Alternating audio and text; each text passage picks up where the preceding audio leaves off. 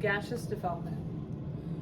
In this lab, we're going to look at two specific reactions, one involving magnesium and hydrochloric acid, and another one involving zinc and hydrochloric acid. We're going to do some calculations to figure out how much gas we should be able to produce. We're also going to figure out how much of each substance we need in order to produce that amount of gas based on our size of our container. We're going to figure out how well we did our percent yield. And then we're going to look and see what happens when we change different variables. Avogadro's law states that equal volumes of gases contain an equal number of molecules under the same condition of temperature and pressure. It follows, therefore, that all mass samples containing the same number of molecules will occupy the same volume if the temperature and pressure are kept constant. The volume occupied at 1 mole of gas is called the molar volume. In this experiment, the molar volume of hydrogen gas at STP, 1 atmosphere and 273 K, will be measured. The reaction of magnesium metal with hydrochloric acid provides a convenient means of generating hydrogen gas in the lab. If the reaction is carried out with excess hydrochloric acid, the volume of the hydrogen gas obtained will depend on the number of moles of magnesium as well as the pressure and temperature. The molar volume of hydrogen can be calculated if the volume occupied by a sample containing a known number of moles of hydrogen is measured. Since the volume will be measured under laboratory conditions of temperature and pressure, the measured volume must be corrected to STP conditions before calculating the molar volume.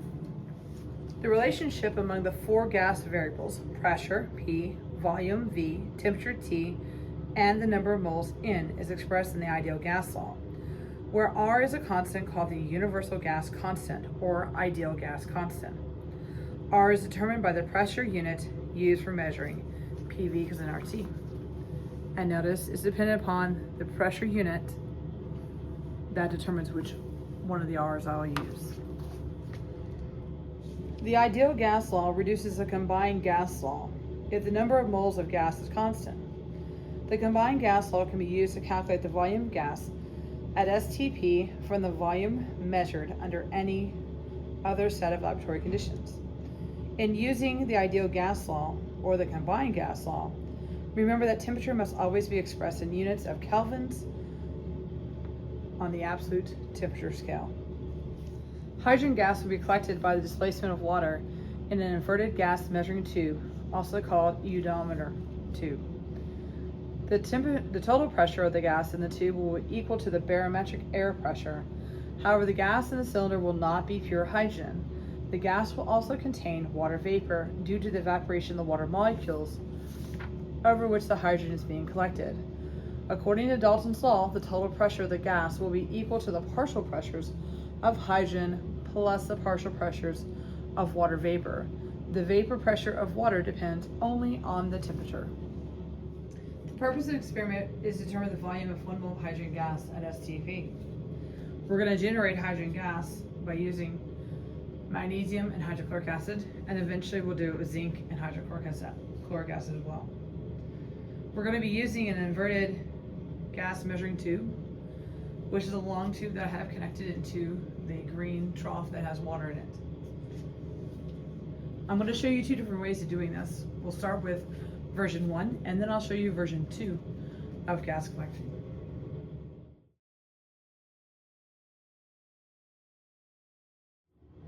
Okay, so we could just put some stuff together, find out what we can produce, and hope that we produce within the realms of what we're working with.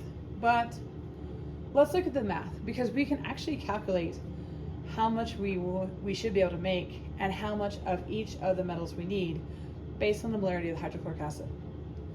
So let's go through some setup. All right, step 1, we're going to go to a website, willyweather.com. We're going to go find out what the barometric pressure is for San Angelo for the day that we're doing this lab. For the day that I'm doing this lab today, I got 1002.4 hectopascals. Now, the next thing I have to do is I've got to be able to use a unit that I have in my calculations, and a hectopascal isn't going to work. Okay, so for question number 2, we're going to have to convert our hectopascals that we got from willieweather.com, and we got to convert them over to atmospheres. Our unit conversion that we're going to be using is 1 atmosphere equals 1013.25 hectopascals. Since hectopascals is on top, we put that part on bottom with 1 atmosphere on top. To do the math, I'm going to do 1002.4 hectopascals times 1 divided by 1013.25. I'm going to get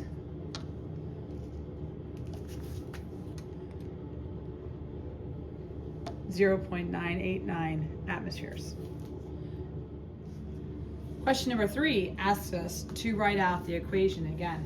We're going to need the equation in order to solve for how much of each one we need, the magnesium and the hydrochloric acid. Question 4, we need to find out what the temperature of the lab is. Today, and the day that I'm doing this lab, is 24.6 degrees Celsius. I'm going to have to convert it over to Kelvin, like I was mentioned earlier in the background information. So we're going to add 273 to my Celsius, and I get 297.6.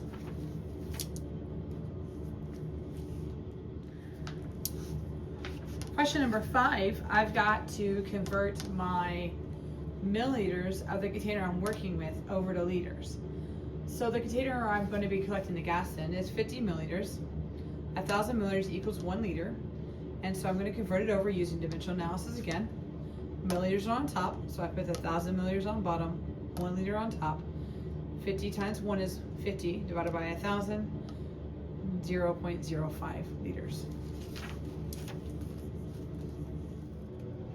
Okay, so now that we have all our numbers, we're now going to apply the ideal gas law, PV equals nRT. We're going to sub in our values that we just got from all the work we did in front. So my pressure was 0.989, my volume was 0.05, N is what I'm solving for. My R is based on what my P is, and since I did ATM, then I'm going to use 0.0821. And this is my temperature that I converted to Kelvin. When I do my algebra, I'm going to end up with N equals 0.0020 moles of H2. So moles really doesn't mean much to us, so we need to get over to grams. So we're going to convert our hydrogen over to magnesium, which is why you need the equation on step 3. So I take my number, 0.020 moles of H2. If I go back to my balance equation, it's 1 mole of H2 for every 1 mole of Mg. Now, my next step is I need to get to grams of magnesium because I need to know how much magnesium I need to weigh out. So if I go to the periodic table, I'm going to find that the atomic mass of magnesium is 24.305. So 1 mole of magnesium equals 24.305. When I do 0.0020 times 1 times 24.305 divided by the product of the bottom, which is 1, I get 0.049 grams of magnesium. Part 8 of our calculation work to get us set up. So on this first run, I'm going to do 1 molar HCl. Okay? So now I need to find out, based on how much magnesium I'm going to weigh out, how much HCl is the bare minimum that I need in order for this reaction to go complete. Okay? So we're back to using our equation again. So I take the 0.049 grams Mg. I need to get the grams converted back over to moles so I can change from moles of magnesium to moles of hydrochloric acid. So I go back to the periodic table and I get 24.305 grams magnesium. That's equal to 1 mole of magnesium. On my balanced equation, I have 1 mole magnesium for every 2 moles of hydrochloric acid. Now, this is the new step. So when I read that it says 1 molar, it means that I have moles per liter. So I have 1 mole HCl for every 1 liter of HCl. That's my final step. So then I will take the 0.049 times 1 times 2 times 1, that product divided by the product of 1 times 24.305 times 1 times 1. And I'm going to get 0.00403 liters HCl. Now, we need to get back to something that we can use. And so this is where we're going to convert it back over. There's 1,000 milliliters for every 1 liter. And so I'm going to convert liters to milliliters, and I get that I need at least 4.03 milliliters of HCl in order to make the reaction go to completion. And that's only if every single atom is ready to go.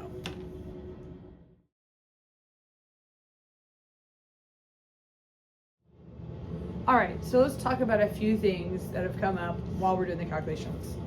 One is this concept of molarity. I mentioned that when I read 6 capital M, in my mind, I also read that means moles per liter. Okay? It's basically, think of it as the strength of aqueous solutions. So what does it mean to be an aqueous solution? That's different from saying liquid. Water is a liquid because it's water throughout.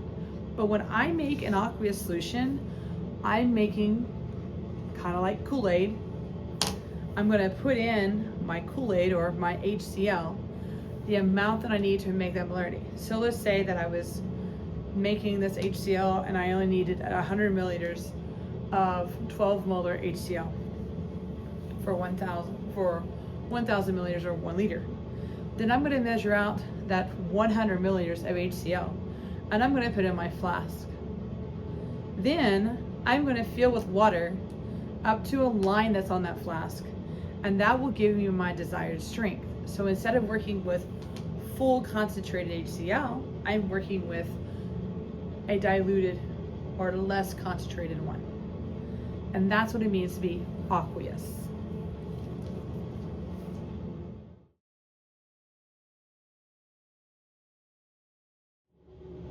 Okay, so now we are going to repeat this with different molarities of HCl and with different metals. So let's look at zinc. Okay, so I'm not going to show you all the answers because I want you to practice too. But here I have zinc and HCl. This is a single replacement reaction, so very similar to what we did on the magnesium, except now I have zinc instead of magnesium. We need to convert the hydrogen gas over to zinc. So since we didn't change in the variables, we didn't change the vessel we're working with, we still have 0.0020 moles of H2. So we're going to convert. It's a 1-to-1 between the hydrogen and the zinc. And then I'm going to go back to my periodic table to find out what the mass of zinc is. So it's 63. Then I do 0.0020 times 63, and I get 0.12726 grams. Okay? Just as like we did before, we got to figure out how much HCl is the bare minimum that we need.